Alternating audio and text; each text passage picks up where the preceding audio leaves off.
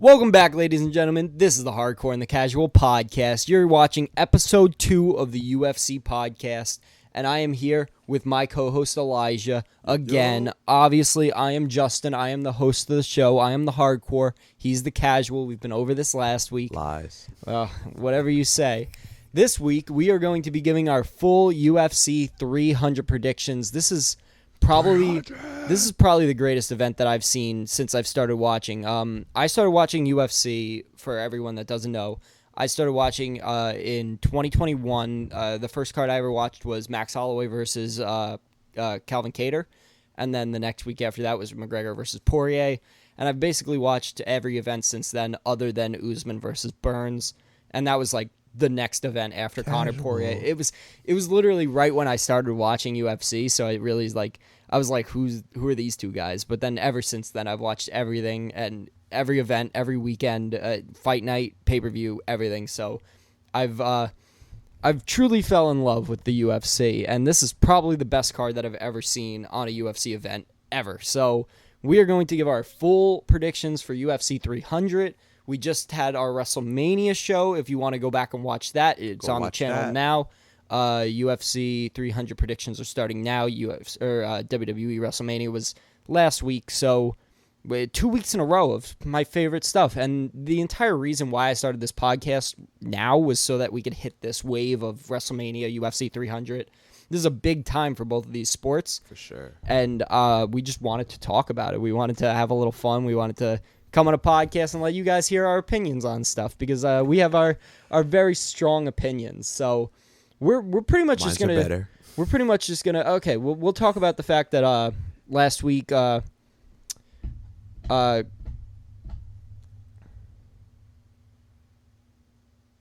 stalling out. did I watch Brendan Allen versus Chris Curtis? Who won You that? did. Did I watch it? Yes, Brendan Allen won. I didn't even. I was watching WrestleMania. I didn't even watch it. You didn't watch that? We talked about it. We talked about it last. We gave our predictions last week, but we didn't watch the show. Oh, we won by decision. I didn't even watch the fight. Wow, what a casual. Okay, so I just remembered that I didn't even watch Brendan Allen versus Chris Curtis, so I guess I just lied to all of you guys because I said that I've watched every single card. But granted, I was watching WrestleMania. The Rock versus Rock and Roman Reigns versus Cody Rhodes and Seth Rollins was on. I wasn't watching Brendan Allen versus Chris Curtis. I haven't gone back to watch it yet either because WrestleMania was 2 nights, so I was watching it Saturday and Sunday, and then I had shit to do yesterday. So we're here. It's Tuesday now. I was supposed to record this podcast yesterday. It got delayed. But Brendan Allen beat Chris Curtis by decision. Didn't we both have Chris Curtis winning that? So it didn't really matter. So it was a wash anyways. It was always going to be a wash because we picked the same guy. It's going to happen sometimes.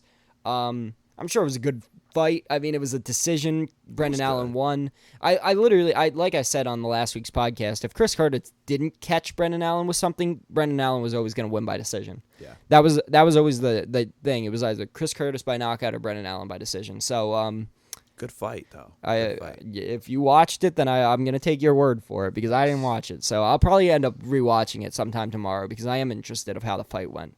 But because Brendan Allen's a dog. He is a dog. And he's now with this win over Chris Curtis, he's set up for big things. He should get a top 5 opponent after this, probably like Paulo Costa or someone like that, high up in the top 5. And if he beats them, title shot. I completely agree. I think Brendan Allen has done enough. I mean, at this point, he's only lost. Now that he's avenged his loss to Chris Curtis, he's now only lost to Sean Strickland, who we obviously know world championship material. So maybe a rematch with him down the line too. Sean Strickland just turned down a fight against Paulo Costa because he wasn't offered enough money. So maybe you give the fight to Brendan Allen. You do Brendan Allen versus Sean Strickland too. You see if Brendan Allen can avenge another loss. But I don't know, man. Sean Strickland's been on his game. I mean, he beat Izzy for the belt not too long ago. And Sean Strickland's at the peak of his career right now. He's really made a name for himself. He's been working hard. Brendan Allen wants to come in and make that fight. He's going to have to come in and try to dog walk Strickland because Strickland's a dog waiting for a fight. I would completely agree, and I don't really see Brendan Allen being able to beat Sean Strickland. I do think that I'd have to watch the fight with Chris Curtis first. I'm not even gonna give any more. I'm just gonna get yelled at in the comments by people saying, "Oh, the hardcore calling himself a hardcore, but he's actually a casual." I'll watch the fight. I was just watching WrestleMania. I got other passions, bro. Okay, Can't miss out on WrestleMania. I'm a hardcore of both fandom. Like I'm a fan of both, so I'll eventually get around to watching both of them. But so yeah, I mean, I don't really think there's much else to talk about. I mean, the co-main event of that was Alexander Hernandez versus Damon Jackson. Neither of those guys have been really popping off in years, so Damon Jackson won. It was whatever. I mean, Alexander Hernandez was probably the one that was lined up for big things rather than Damon Jackson. I think Damon Jackson probably flounders after this, but it's whatever. I mean, I'm sure it was a good card. I watched until WrestleMania started at 7:30, so it was whatever. But we're gonna move on. You know, that's in the past now. We've got UFC 300 to talk about. It's already 12 o'clock now. It's about to be Wednesday. I want to get this podcast out for you guys for Saturday, at least so early morning Saturday. I'm really hoping that I could get it done by then. I still gotta edit the WWE podcast. I got all sorts of things going on. I'm a very busy person. But I want to get this out for you guys. So hopefully Saturday it'll be up. Hopefully the clips will be out probably after UFC 300, honestly. That's what I did with WrestleMania. I started posting clips after Mania. I just had no time. I'm probably going to have no time this weekend either. I'm sorry, guys. I'm a little busy, but things will get a little better as we go. It'll get easier. It'll flow more. Yes. Things will get more fun. Things will get more light. Things will get more easy, and we're just going to have a lot of fun with this podcast. Do not forget to follow the Instagram. That Casual. That with a bunch of dots in between every letter of that, and then just the word casual. We also talked about this on the last podcast too. If you guys don't know how to find our Instagram at this point, you're either really old or really young. So at this point, link in the bio. Yeah, exactly. Link in the bio. It's there. Just figure it out, please. Just go follow, go like, subscribe, please, yes. Everything. So share. Yeah, and share it with everyone. Anyone, you know what? Share it with your grandmother if you think that she'd be interested in clicking it and then clicking off. I don't care. Give me a view. So we're going to jump right into UFC 300. We're going to start at the bottom. We're going to work all the way up to the top. And starting at the bottom really feels like we're starting at the top of like a UFC fight night, like the main event of a UFC fight night. Because it's Deiveson Figueiredo versus Cody Garbrandt. And it's literally two former champions of the two lightest divisions fighting each other. They're going to be at bantamweight. Deiveson Figueiredo coming off a win over Rob Font before this. But that was his moving up party. He had before that lost to Brandon Moreno a couple times. They went back and forth. Man, like 4 fights, right? Yeah, they had 4 fights. Ty, then Brandon won, then Deiveson won by UD, then Brandon won by the eye stoppage thing that Deiveson thought was an eye poke, but it really wasn't. It was a punch to the eye. And then Cody Garbrandt coming off a win. I don't remember who he beat in his last fight, but I know he's coming off a win. He had a win over Trevin Jones like last year, and then he got a win in his last fight too. So he's on the up and up. I mean, Cody Garbrandt's only like 32 years old, so he's still like entering his prime technically. He's still not out the game. No. Like he's at the age where he's prime, where athletes are supposed to usually hit their prime right around this age. So 14-5, that's not even a bad record. That's like most records for guys that are coming up, and this guy's already been a champ. So, and he's already beaten the best guy in the division. Yes. Like the GOAT of the division in Dominic Cruz. So, he's taken some hard spills before. He's not very good at guys that are precise and have power behind their fists. And that's exactly what Deiveson Figueiredo is. And he has good grappling. He does have good grappling, but I think Deiveson Figueiredo can match his level of grappling. Deiveson Figueiredo has good grappling. Yeah, I mean, they both do. Cody Garbrandt's a wrestling. He wrestled in high school and college, so I think that they probably match each other in the wrestling department, and then it all comes down to who lands the bigger shots on the feet. You got a prediction for this? Because I think I know who I'm going with. I got the favorite, Deiveson Figueiredo. Deiveson Figueiredo is the favorite. Do you have the odds on there, or just the -310 to 250 plus? Yeah, I'm going with the odds too. I'm sorry to say we might line up on a couple of these. I'm sure we're gonna get into a couple arguments, but I feel like there's some that are pretty clear cut of who we think are gonna win. And Davison Figueiredo moving up in weight, he's probably gonna have a lot of power behind his hands. Cody Garbrandt always has power behind his hands, but it really just depends on the night for him. I see it going Davison Figueiredo's way for this fight. Man, we're talking about two former champions, one who was just champion and one who was champion prior. I forgot 2018. how many. I think he lost it in 2018. 2018, but how old was he champion? In his 20s? Yeah, he was early 20s when he won the title, and then he ended up losing it in 2018. Then TJ went off and fought Henry and created the whole spill, and Cody Garbrandt ended up losing to Pedro Munoz after that, and he took a slide a little bit. He had a good win over Rafael Assunção with that big knockout during the pandemic era. But other than that, it's been ups and downs. It's been decisions and stuff like that. And I don't know. I just don't. He is hitting his prime, but I don't see him beating Davison Figueiredo moving up in weight. Davison Figueiredo looked like a dog against Rob Font, and we've seen what Rob Font did to Cody Garbrandt. Rob Font beat the shit out of Cody Garbrandt. So MMA math doesn't work, though. Nah. we all know that MMA math doesn't work, but I mean, we still try to apply it as much as possible. But everyone is one knockout away from being a highlight reel. Exactly, and Cody Garbrandt is on a lot of highlight reels. So, but yeah, I think it's clear cut. We both got Davison Figueiredo for that one. So we're gonna move up, and we're gonna go Bobby Green versus Jim Miller, and I know who I want in my heart to win.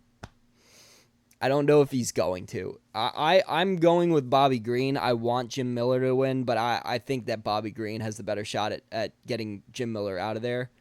Mm-hmm. I think this is the same thing, like Bobby Green by knockout, Jim Miller by decision, if it's going to go anyway. But yeah, I think Bobby Green probably gets it done on the feet. I got the favorite too, Bobby Green, minus 180 to plus 150, ranked number 14. I got Bobby Green. Those are pretty close odds for this fight, honestly. I thought it was going to sway a little more towards Bobby Green, but those are pretty good odds. I mean, Jim Miller has been building himself up a little bit now, even at his old. I mean, 37-17 and one no contest. That's a crazy record. It's a lot of winning. Most fights in the UFC, most wins in the UFC, all that stuff. Jim effing Miller. I really hope he picks up a dub. He's been on all three UFC big 100 shows, like UFC 100. Jim Miller was on it. UFC 200. Jim Miller was on it. Now UFC 300. Jim effing Miller, the only person to be on all three.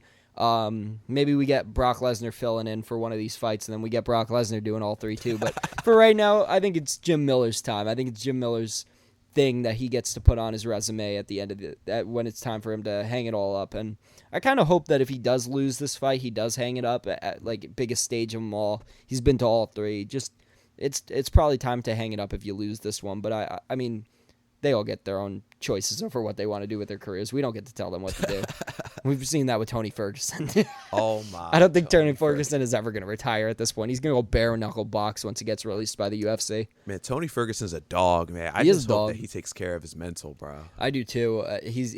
I mean, his body seems to be fading faster than his mind, honestly, though. Yeah, I mean, the fight IQ is there. It's just that Tony Ferguson's fighting all these high-level guys at his older age. He was supposed to fight Khabib. You know how Khabib is. 5 times. But it is what it is. It is what it is. We're going to move on to the next fight now. Jessica Andrade versus Marina Rodriguez.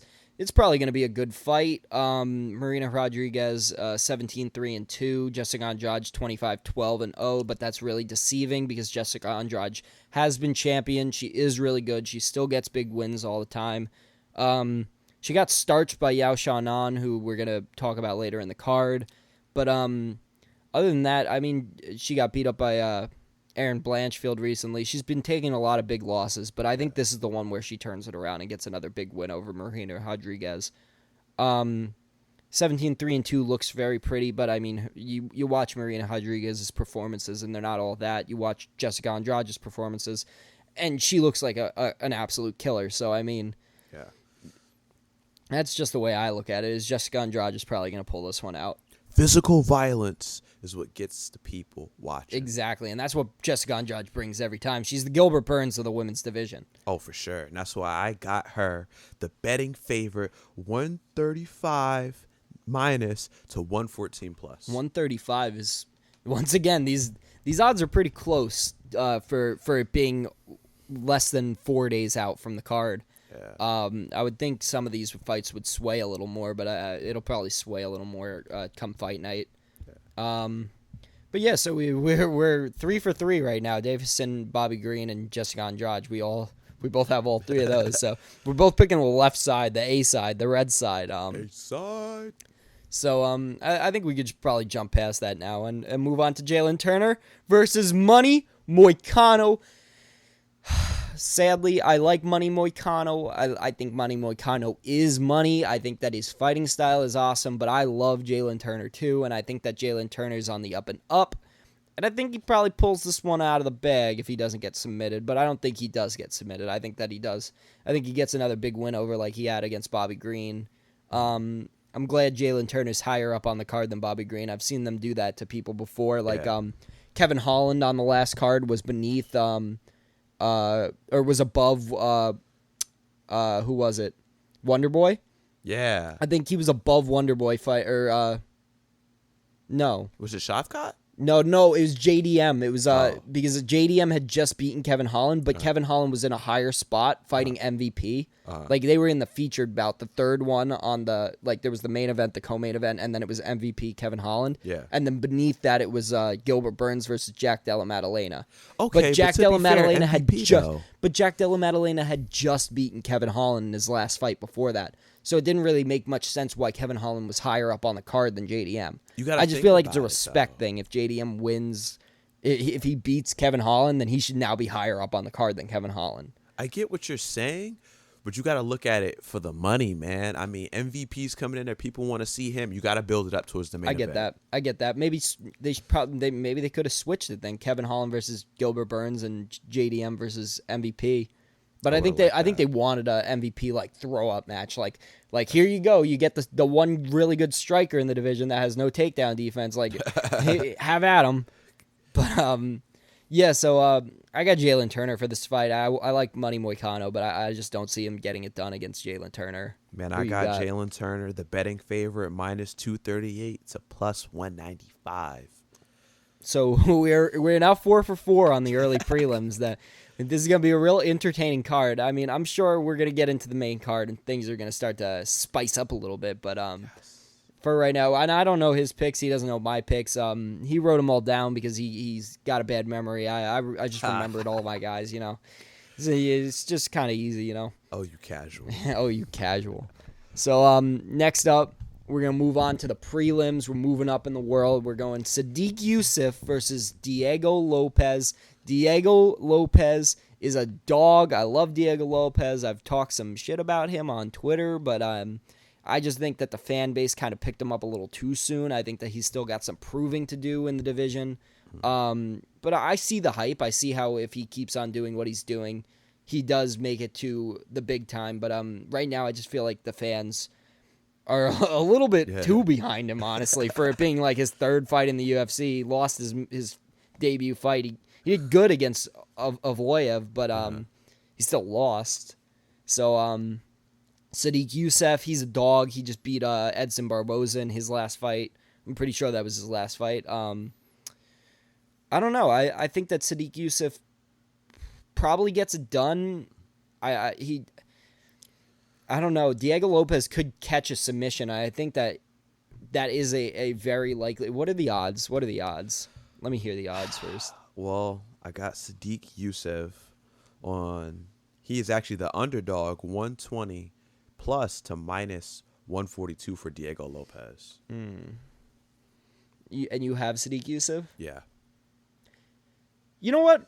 I'll throw a wrench in it. We're way too even on all of these. I'll go Diego Lopez just to be. But if I lose this one and this is what loses me the card, just know that I wanted to pick Sadiq Youssef. And I'm doing this out of the goodness of my heart just to make this a little more interesting, okay? So just know I was screwed if Sadiq Youssef loses this, or if Sadiq Youssef wins this. Let's go, Sadiq Youssef. So he's got Sadiq, I got Diego. That's fine. This is probably the one fight on the entire card where I was just like, either guy. I mean, it's either submission or knockout. It really all comes down to who gets who first. So that's fun. We finally have one wrench in the plan, so that's going to be an important fight to watch. Yes. Now we're moving up. Kayla Harrison's debut, 16-1, lost her, I think 2 fights ago in the PFL. She lost, but other than that, she's been perfect the entire way. She's fighting Holly Holm, the girl that's basically fought every single bantamweight champion of all time and featherweight champ. Rousey. So Holly Holm, 15-6 is kind of crazy with the 1-0 contest. It feels like she would be like 27-2 or something like that, but 15-6, not bad. Kayla Harrison, 16-1. I still don't know if this fight even happens, honestly. Is Kayla Harrison even on weight right now? We're 4 days out. She hasn't fought lower than like 145 before. She usually fights 155. Now this is a bantamweight, 135 fight. She better have been cutting for the last like 4 months. Man, if she can't cut it, then I don't know, because it's like there's no betting odds. I don't know, her coming from the PFL to the UFC, the environment changed, the fans, will she be able to handle the pressure? It's UFC 300. I got Kayla Harrison. Holly Holm might put her to sleep, but we just have to see. Hey, but we've seen the last time Holly Holm fought a judoka, and that was Ronda Rousey, and she beat the hell out of Ronda Rousey. And Kayla Harrison is also a black belt in judoka, just like Ronda was.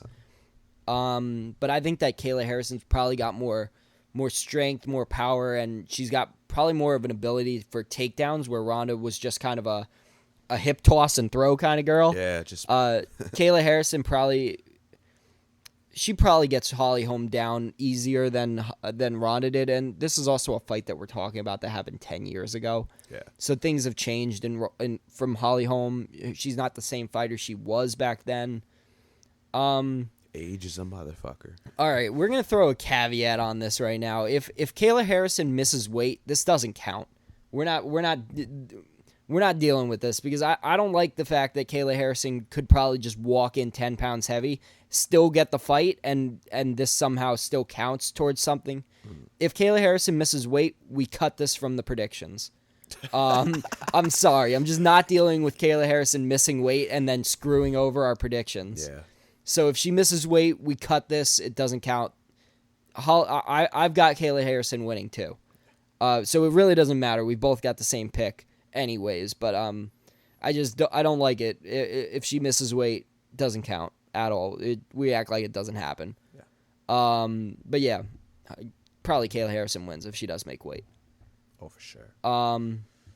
Now, Calvin Kattar versus Aljamain Sterling. Okay, I know who you're going to pick for this. I haven't actually heard your official prediction, so you might change it up on me, but we've talked about this. You know who I'm picking. Go for it. I'll hear it. Aljamain Sterling, He's the favorite. Right? Yep. Okay. What's he the favorite? Minus 162 to plus 136. You see, that makes no sense. I just feel like Aljamain Sterling just got KO'd in his last fight. You could say it's not a KO, but it was a KO. You could say that it was an early stoppage. Whatever you want to say, dude. But he got hit with a big right hand, and I just think that Calvin Kattar has way more power in his fist than Sugar Sean O'Malley.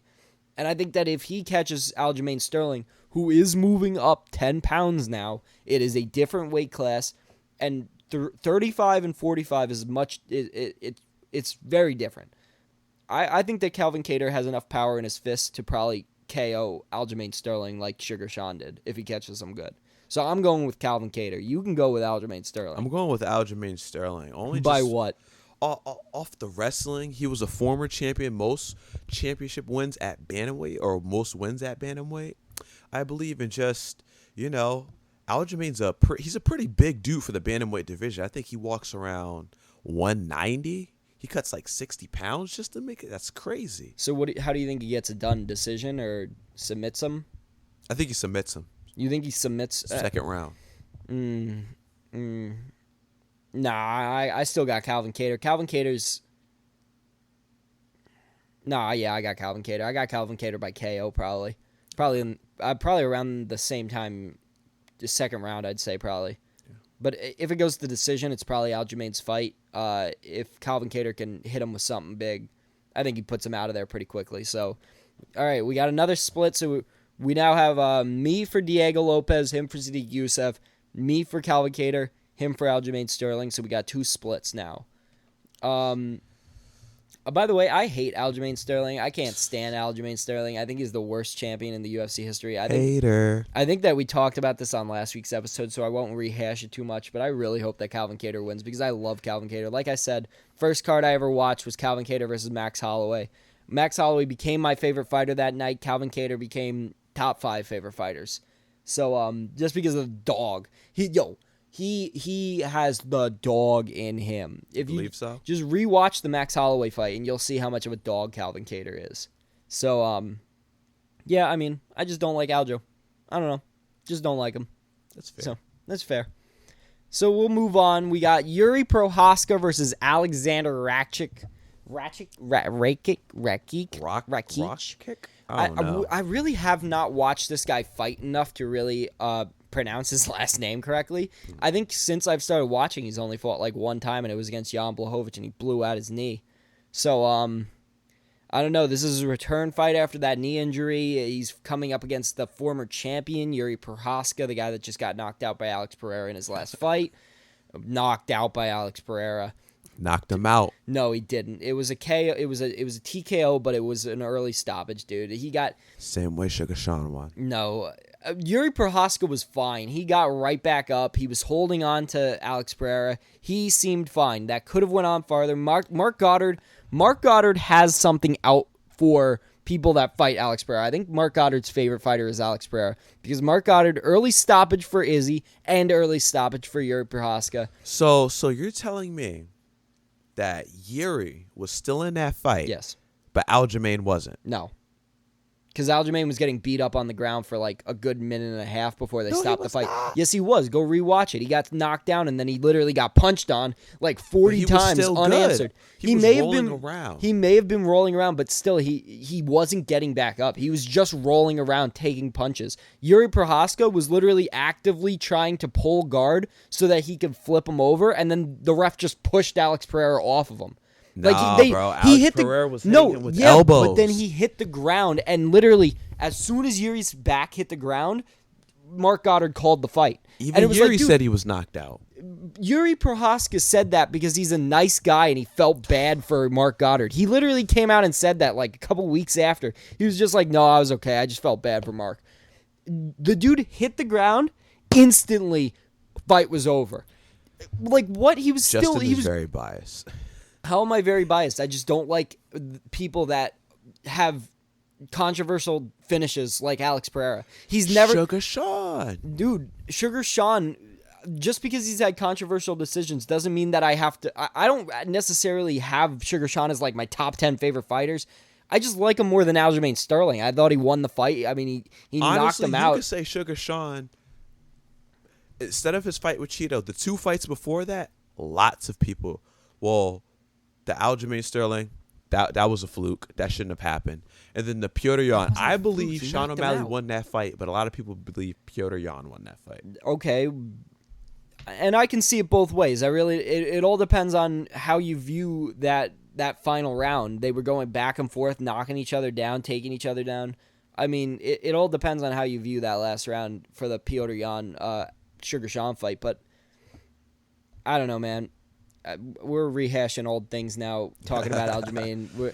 I got Yuri Prohaska winning this fight. I got Alexander Rakic. You got Rakic? Okay. Rakic. So we got 3 different ones. It's all in the prelim card.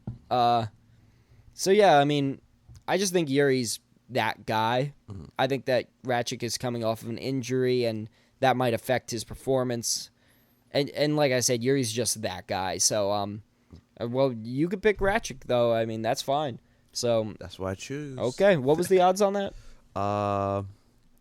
100 for Yuri and then minus 120 for Rakic. All right, cool. So pretty close. All right. Then we'll move on to the main card. We got 5 more fights to review, and then I'm going to finally get to sleep because it's now 12:15 It is now 12:15. It is now Wednesday. So this is great, It's Wednesday. Loving my life as a podcaster. It is really fun. This is really fun. I wouldn't change it for anything. Oh, No, is great. yeah, I love doing this. The editing sucks, but everything else is pretty fun. I mean, I like giving my opinions. The vibes are there, and then watching it back is so much fun. So, all right, next up, main card. We got Bo Nickel versus Cody Brundage, the fight that Dana White said was going to be the first fight of UFC 300, but I didn't think he meant the first fight of the main card of UFC 300. I thought he meant the first fight of the early prelims of UFC 300. Bo Nickel gets his third, I think it's his third UFC main card appearance. He was first on the John Jones card, I think. Then he was on the Yair versus Volkanovski card. Okay. And now he's on UFC 300. Whoa. Those are three pretty big cards for you to be on. So they obviously have star power written all over him. 5-0. There's no way Cody Brundage walks away with this. Cody Brundage looked really good in his last fight. 10-5. He had that slam knockout back-to-back with the other guy that got the slam knockout. But come on, it's Bo Nickel. Let me hear those odds. It's definitely the highest odds Bo gap Nickel on the whole card. minus 2,100. Okay, yep, that makes a lot of sense. I don't even think that you need to get can we just say it and move on? You're picking Bo Nickel too, right? There's no way. Bo Nickel. Okay, Bo Nickel. I'm going with Bo it's Nickel. Bo Nickel. Who the fuck is Cody Brundage anyways? I like the dude, but he's 10-5. This is a layup if I've ever seen one in my life. Cody Brundage is the luckiest guy on earth. He gets the main card of a UFC 300. He's gonna get his payday and get up on Yeah, out of there. I don't know, bro. I think it's got to be over in like 5 minutes. This is the stupidest fight on the card, honestly. I don't get it, but it's whatever. It's Bo Nickel. They want him to be the star of the show, so I get it. He's Bo Nickel. I like him. He's from Statesville, Pennsylvania. Statesville. I think it's called Statesville, Pennsylvania. Yeah. White House State, something like that. State something, Pennsylvania. He went to Penn State. I've been following his career since he wrestled. He's good, really good wrestler. He's got great knockouts. Impressive. Very impressive. There's not much to talk about for Cody Brundage. So Bo Nickel. We're moving on.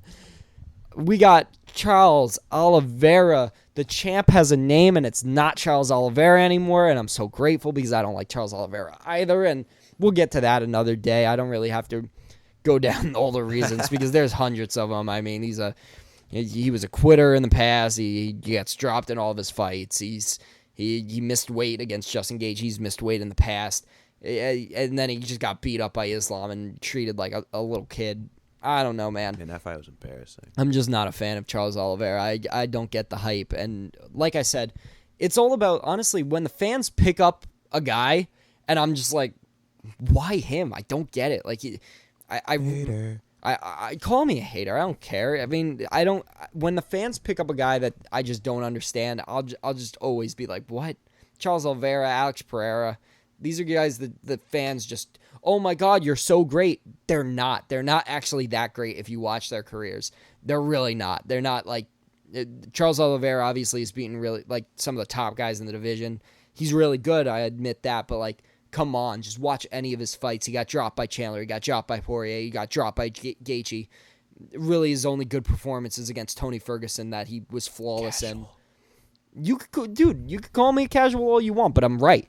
He gets dropped in all of his fights. He gets made to look like a bitch in all of his fights, and then somehow he pulls out a win in the last second. And he cheated against Dustin Poirier by grabbing his glove, and then Poirier had to do that roll out of it to try and get out, and then he just held him down the entire fight and didn't do anything.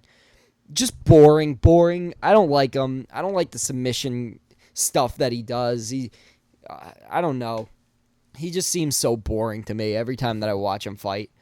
Some guys are really, like Arman Shesterkian, some guys are really, really good when they're on the ground. Some guys look really tough, really nice. They do real good scrambles, and I think there's going to be a lot of scrambles in this fight. I think there's going to be a lot of groundwork. Or they might just keep it on the feet because they're both really good at the ground. But I think that Arman is really good at showcasing what he can do on the ground in a very beautiful way.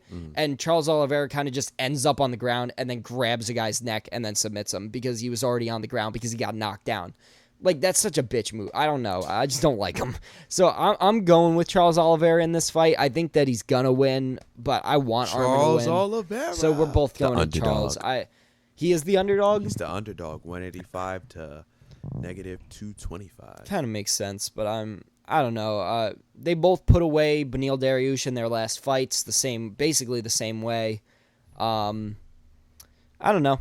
I think Charles is probably going to win, but I want Armin to win. But I'm sticking with Charles Oliveira probably. Interesting fight. We're just going to have to see how that one plays It's going to out. be fun. I mean, I'm sure there's going to be a lot of scrambles and a lot of fun, but I don't know. Just don't like Charles Oliveira. Not a big fan. I like Armin, but oh well. So we're going to move on to the scariest fight of the night. The one that I'm just going to be sitting here with my eyes like this and just watching through my hands because I'm going to be like, oh, no. It's Justin Gaethje versus Max Holloway. I love both of these fighters. Max Holloway is my favorite. Justin Gaethje is probably top 5. I love both of them. It's the highlight versus the blessed. They said they didn't want to fight, but now they're going to fight. BMF title on the line. They both deserve title shots of their own, like the lightweight title and featherweight title, respectively. I need to hear yours first. I have the underdog at 142, Max Holloway. And the reason why is when Max fought Dustin Poirier for the title, the interim title, he put up a good fight. It's not like Dustin Poirier just washed him out there. Dustin Poirier, a guy who's already beat Justin Gaethje, who's lost to Justin Gaethje. They've already fought. I think Max, he's bulked up. He's been training. He's been fighting. Max has already been champion in his 20s. He's just getting into his prime. I got Max Holloway winning this. So, I really, really want Max Holloway to win. Go with your heart. Just because he's my favorite fighter in the world. I'm on the Blessed Express. I love Max Holloway. I think he's the greatest featherweight.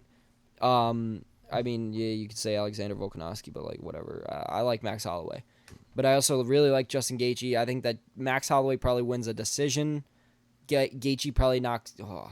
See, Max has never been dropped in his entire career. Not one time has he ever been dropped to a knee. And I don't think he'll be dropped in this fight at all. And we've seen him take punches from people that are as powerful as Gaethje, like Poirier, and Max Holloway didn't go down from the punches from Poirier. But I think that Gaethje's are cleaner, and I think that if he does catch him with something, he probably does drop Max for the first time. I don't know, man. This is the hardest fight to pick from. I want Max. I think... Go with Max. You picked Max? I'm going with Max all the way. I feel like he's coming out with this win. See, this is so hard when your favorite fighter is fighting because you want to go with them so bad, but I really think that Justin Gaethje is going to win this. I'm going with Max Holloway. Okay, we'll stick together on this one. I'll go with Max Holloway. I'll go with my favorite fighter. It's just got my heart beating right now. I don't want to see this fight because I love both of them, and it's gonna be so sad to see either of them lose. Yeah. 25-4 to 25-7 records. What was the odds again? 142 plus to 170 minus. Okay, yeah, I'll stick with Max Holloway. We'll both go Max on that one, and we'll just move on because I don't even want to talk about it anymore. It makes my heart hurt. So now we're going to move on to the co-main event, Weili Zhang versus Yang Xiaonan. Pretty sure this fight was supposed to happen a couple, 2 months ago on the China card, but then they ended up switching that to a fight night and moving it to Las Vegas instead. Now it's on UFC 300 as the co-main event. Kind of a disappointing co-main event. But I don't have a problem with watching women's fights like a lot of people do. I think that they're quite entertaining sometimes. And I think that... Especially the post-conference. Exactly. And I think that these two are probably going to put on a scrap against each other, the two Chinese women that are on the top of the game. Big night for China. I got Weili Zhang though. Come on, it's Weili. It's who bets against Weili unless she's fighting Rose Namajunas.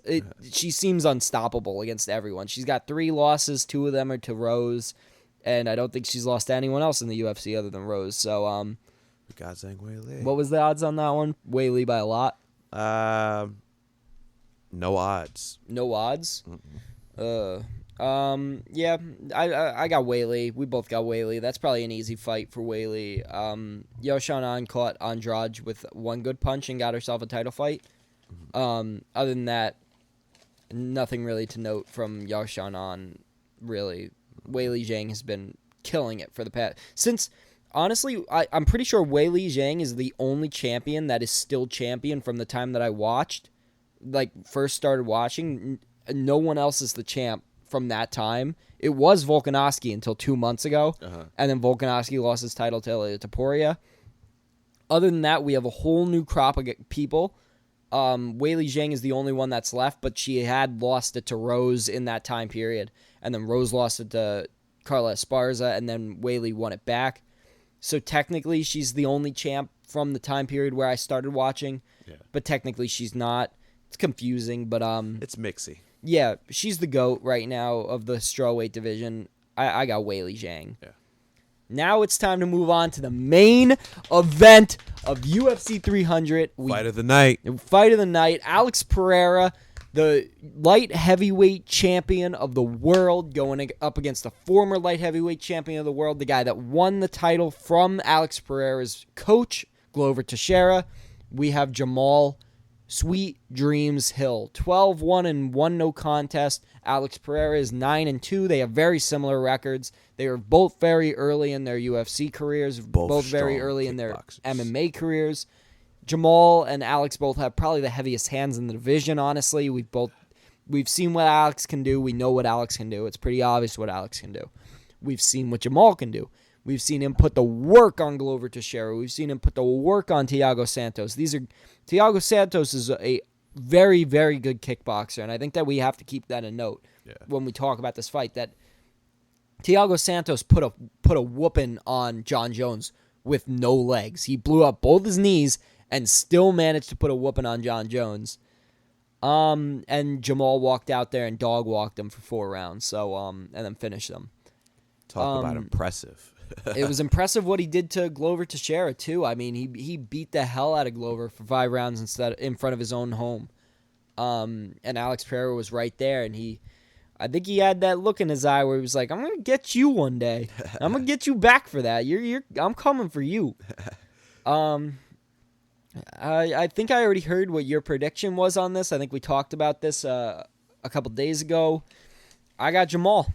I got the underdog, Jamal Hill, 114 plus to 130. Damn, look how unprofessional he's got to pull out his paper again. To minus 135. Okay, yeah, I don't like Alex Pereira, so I want Jamal Hill to win. And Jamal Hill's going to knock him out. I hope so, and I think that he's got the best likelihood in the light heavyweight division to actually put the work on Alex Pereira. I think he has to go out there and actually fight him, though. He can't just try and kickbox him or stand on the outside. He's got to put the pace on Alex Pereira. He's got to pressure him back to the cage, because that's what Alex Pereira is going to try and do to Jamal, and it's not going to be a good night if Jamal gets pushed up against the cage. It all comes down to how healed is he from his I think it was August. He tore his ACL. Yeah. So we'll see how he comes back from that. I mean, I know he's been recovering. I know he's been working out. His gas tank, I've seen him work out with Marab. I feel like Jamal Hill's going to come in with a great game plan. He left at the top, so he's going to come back at the top, a layoff. Yeah, but Jamal Hill's going to get the job done. I think he's going to do it in great fashion. I think he's going to go out there and get the knockout and stop the Alex Pereira hype train. And when he does, I'll be like, I told you so.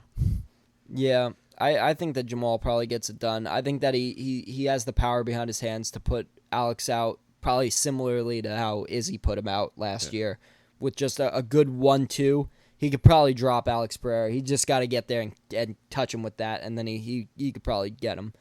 So yeah, we'll just do a quick rundown real quick, go through the whole thing again just really fast. We both have Davison. We both have Bobby Green. We both have Jessica Andrade. We both have Jalen Turner. Prelim card. I have Diego Lopez. He's got Sadiq Youssef. We both have Kayla Harrison if she makes weight. If she makes weight. He's got Aljamain Sterling. I got Calvin Kattar. He's got Alexander Rakic. I got Yuri Prohaska. That was the prelim card. Now we're on to the main card. We both obviously have Bo Nickel. Bo Nickel. We both have Charles Oliveira. We both have Max Holloway. We both have Weili, and we both have Jamal Hill. So the swing rounds are definitely only going to be within the prelim cards. The early prelims, we have all the same. The main card, we have all the same. So this prelim is really going to be where it gets exciting because that's where we get to actually sit down and be like, oh, who's going to win this? You and me, dude. We got these predictions going. We got to see who's going to win this. We got to prove who's actually the hardcore and who's really the casual. So it all comes down to 3 fights on this card. Those 3 fights are going to decide who walks away with that pen right over there. That's going to be what we're fighting for until I get a UFC belt because I don't have a UFC belt right now because they're really expensive. Once I get enough saved up, I might buy myself a UFC belt to put it right here for these podcasts. But for now, we're just going to use the UFC pendant since I have it.